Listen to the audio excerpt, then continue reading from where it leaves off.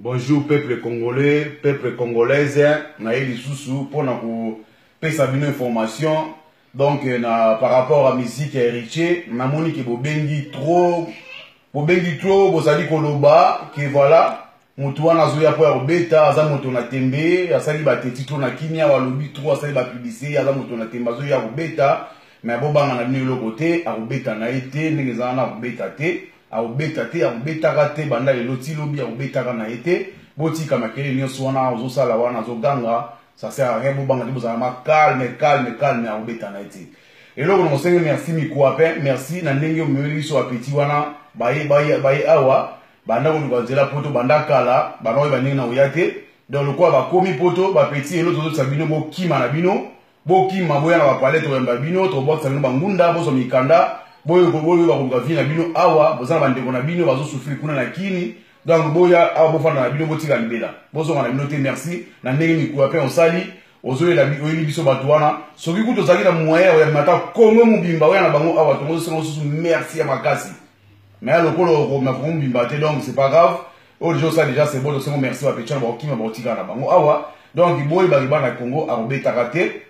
nazolo baboye bino mise na biso boka sate nde bozalaka na biso tozabeneni na bino ou bien tolinga bino te non pas du tout musique na bino tokona ba car tokona ba voiture na biso tokona ba fête na biso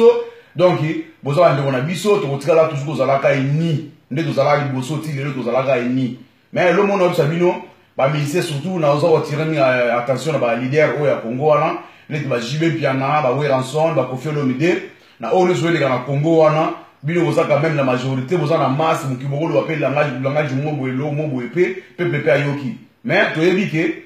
d'autre part ça faut na binoté bo fa na mboka mombo dictateur azali donc soki le lope bo lobi na kata mboka wana toyebi ke mabe ko ela bino parce que toyebi ndenge azali to boka sa teke toyebi ba teke non ndenge za wana ke aza mutu mombo ye ke so bo lobi ke pour la mutu na danger mboka za na loi te le côté donc toyebi yango bien mais quand même boy boza ba leader ya opinion boza leader à masse des enfants boy bocho mutu na bino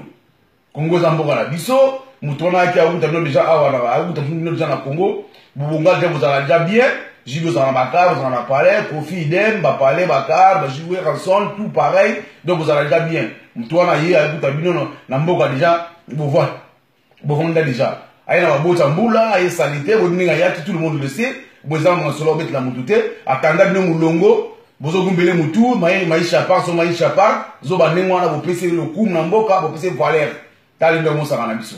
bozo comprendre te ozo le ga mboka so biso do telemi bozo mo ndo zo ba ennemi na bino pour la mboka ba Congo non ba force commune ezali belé ba mort ezali trop ba to belé ba za ba prison ba innocent ba belé côté o bazo sala ma bena Congo bazo bomba bazo yiba mbongo peuple congolais ba vandi tranquille mais ba innocent bazo kenda kuna ya on zo tele mila régime wana et le mwana mboka wana ekende musika peuple congolais se retrouver à bien na mboka wana mais bien bozo comprendre te bozo exemple depuis mutu wana ya mboka wana tala ndenge ba leader tout ya Congo to na musique ba tout de perdre na musique ba papa wemba on va bien na biso ba King Kester ba Madilu système to perdre ba ebele ba kei to kila na nini na théâtre idem combien de bactéries à théâtre au to perdre na mboka wana to kina armement pareil ba généraux ba colonel ba zo kufa azako libiki ba tête à Congo mais bi bozo comprendre stratégie o azana moti muko bo comprendre dès so comprendre et ko sala bien makasi na mboka Congo wana donc na lobi boye et là, on a besoin de sous na mettre la CT concert on a petit héritier so qui vient aux stratégie que non ton le sala boye que to bengi Mali to bengi Congolais to bengi Cameroun to bengi Côte d'Ivoire aller biso glisser dans cadre coach to bengi concert so aux stratégie wana et kotika la o marcha kata mkolomoti et kotika la o marcha kata to yebelo to sala to bende no sala si to so comme la stratégie wana to so la stratégie ti to bo mama comme ma Koffi alali comme ça nous comprendre que biso lima kamwana ti en plus, peut-être que tu as la démarche tout, dans la préfecture, tu continues partout, pour donner le concert. Donc, moi, on est parce que quand le bébé bêta, basu pétuana, va glisser dans la 4. Mais les gens, tu vas moins au Kangelaï. Aux France, en tout cas, au cas, au Bimate. Sur un bête concert, on a au Bimate. De toute façon, au bêta raté. Ce qui, les gens, tu dis stratégie, bah, ça, là, bah, quand tu as la 4 à ça, tango déjà, nous les gens, à soir. Maman peut dire tongo va faire na kata salle après na sort avec du concert. Mais à surtout na kata podium n'est to bimelaï. À comprendre été. De une stratégie de ça la stratégie sur tout ça na moté. To bimé to ça là ba kota kata salle bien avant la tongo déjà. Entre temps sous les scènes à côté la bon ça déjà na kata.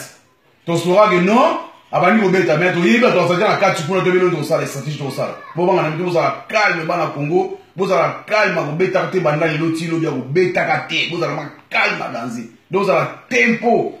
de vous parler où tu viens vous bêter na toi na makela ocha ya pamba za mukie petit wana mukie a kokate o za komomba na bumisa. Donc voilà quoi. Donc là on a essayé de message de personne nga yanga vous allez calme. Donc c'est bon on bêter ndule te ndule na vous allez na ngote vous allez calme posé. Allez peuple congolais, ciao, on est ensemble. Ingeta.